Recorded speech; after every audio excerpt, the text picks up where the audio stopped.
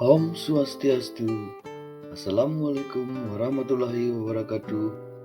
Salam sejahtera untuk kita semua. Namo Buddhaya.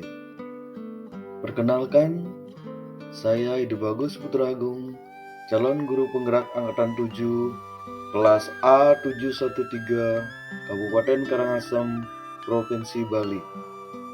Saya didampingi oleh fasilitator Bapak Asabul Yamin dan pengajar praktik Ibu Niluh Sudewi. Dalam video ini, saya akan memaparkan tentang demonstrasi kontekstual pada modul 2.1.A.6 dengan materi pembelajaran berdiferensiasi.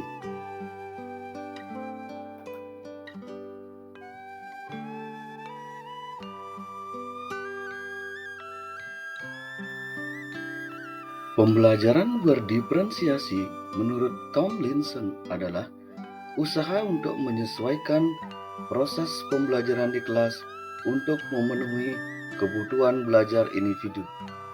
Pembelajaran berdiferensiasi juga diartikan sebagai serangkaian keputusan masuk akal atau common sense yang dibuat oleh guru yang berorientasi kepada kebutuhan murid. Dalam memetakan kebutuhan belajar murid atau peserta didik, kita bisa memetakannya berdasarkan minat, kesiapan belajar atau readiness, dan profil belajar peserta didik atau murid tersebut. Pemetaan kebutuhan belajar berdasarkan minat merupakan satu di antara beberapa motivator penting bagi peserta didik untuk dapat terlibat aktif dalam proses pembelajaran. Kemudian pemetaan berdasarkan kesiapan belajar atau readiness adalah kapasitas untuk mempelajari materi baru dengan tujuan untuk memodifikasi tingkat kesulitan pada bahan pembelajaran sehingga dapat dipastikan setiap peserta didik terpenuhi kebutuhan belajarnya. Sedangkan pemetaan kebutuhan belajar berdasarkan profil belajar adalah pendekatan yang disukai peserta didik untuk belajar yang dipengaruhi oleh gaya berpikir, kecerdasan, latar budaya, dan jenis kelamin. Dalam melakukan diferensiasi atau memberikan perlakuan yang berbeda kepada peserta didik, dapat kita lakukan dengan 3 bentuk diferensiasi: diferensiasi konten, diferensiasi proses, dan diferensiasi produk. Diferensiasi konten merupakan materi pengetahuan, keterampilan, dan konsep yang perlu dipelajari siswa berdasarkan kurikulum. Kemudian diferensiasi proses merupakan suatu proses yang harus dilakukan oleh siswa untuk memungkinkan mereka berlatih dan memahami isi materi. Sedangkan diferensiasi produk merupakan strategi memodifikasi dengan tagihan produk hasil belajar siswa dalam penerapan dan pengembangan apa yang telah mereka pelajari. Untuk mengetahui kebutuhan belajar peserta didik di kelas yang saya ampu, saya melakukan pemetaan kebutuhan belajar berdasarkan minat dengan membagikan lembar kuesioner yang mana peserta didik bisa mengungkapkan tentang kegemaran atau kecenderungan minat dan bakat yang mereka miliki. Berdasarkan hasil pemetaan kebutuhan belajar peserta didik berdasarkan minat, ada 14 orang peserta didik yang tertarik dengan kuliner, sehingga bentuk diferensiasi produk yang mereka akan lakukan adalah membuat sebuah text procedure yang berkaitan dengan kuliner atau resep makanan dan minuman.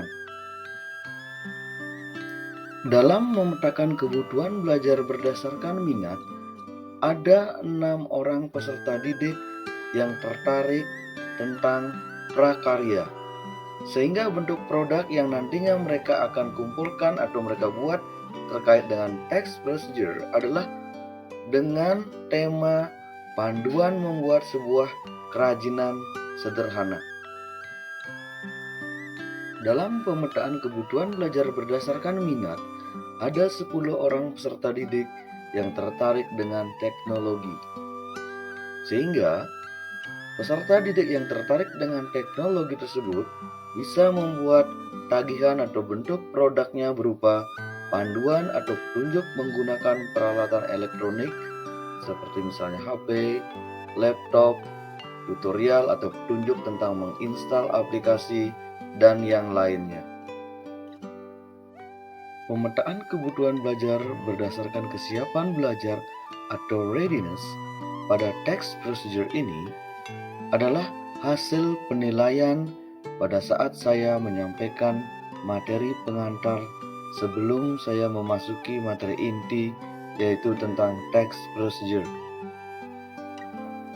Pemetaan kebutuhan belajar berdasarkan kesiapan belajar atau readiness bagi peserta didik yang memiliki pengetahuan awal yang baik, maka dalam prosesnya peserta didik tersebut akan diminta bekerja secara mandiri dan saling memeriksa pekerjaan masing-masing. Berdasarkan pemetaan kebutuhan belajar berdasarkan kesiapan belajar atau readiness, ada 14 orang yang memiliki pengetahuan awal yang baik terkait dengan materi text procedure. Kemudian pada kelompok B, pemetaan kebutuhan belajar berdasarkan kesiapan belajar atau readiness, peserta didik ini memiliki pengetahuan awal terkait dengan text procedure. Ada 10 orang peserta didik yang memiliki pengetahuan awal terkait dengan text procedure. Terkait dengan proses yang nantinya akan mereka lalui adalah peserta didik tersebut akan diminta menerapkan strategi 3 before me, yang artinya bertanya kepada 3 teman sebelum bertanya langsung kepada guru. Dan guru akan sesekali datang ke kelompok ini untuk memastikan tidak ada miskonsepsi. Berikutnya adalah pemetaan kebutuhan belajar berdasarkan kesiapan belajar atau readiness pada kelompok C, yang mana peserta didik pada kelompok ini memiliki pengetahuan awal yang sangat rendah terkait dengan materi text procedure. Sehingga dalam prosesnya, peserta didik akan mendapatkan pembelajaran tentang text procedure, kemudian guru akan memberikan scaffolding dalam proses ini. Scaffolding yang dimaksud adalah pemberian bantuan kepada peserta didik selama tahap awal pembelajaran dan mengurangi bantuan tersebut ketika peserta didik itu sudah mampu mengerjakan secara mandiri. Dan berdasarkan hasil pemetaan kebutuhan belajar pada kelompok C ini, ada 6 orang siswa. Pemetaan kebutuhan belajar berdasarkan profil belajar murid.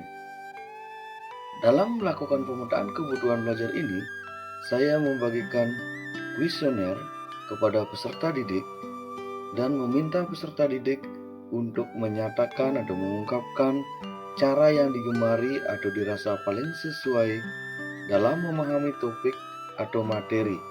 Misalnya melalui kegiatan menyaksikan tayangan video atau menyimak, atau bahkan ketika melakukan kegiatan yang terkait dengan aktivitas atau gerakan-gerakan fisik. Hasil pemetaan kebutuhan belajar berdasarkan profil belajar murid, terdapat 16 orang peserta didik yang memiliki gaya belajar visual. Sehingga dalam proses pembelajaran, saya akan lebih dominan menyajikan materi dengan tayangan video dan berupa gambar. Sehingga peserta didik akan lebih tertarik dan lebih mudah untuk memahami materi tersebut karena sudah sesuai dengan kebutuhan belajar mereka. Selanjutnya, terdapat 8 orang peserta didik yang memiliki gaya belajar auditori. Dalam proses pembelajaran, saya juga akan menayangkan tayangan video karena di dalam tayangan video tersebut juga disertai dengan rekaman audio, sehingga mengakomodasi kebutuhan belajar peserta didik yang memiliki gaya belajar auditori, sehingga peserta didik tersebut akan lebih mudah untuk memahami materi yang saya sampaikan.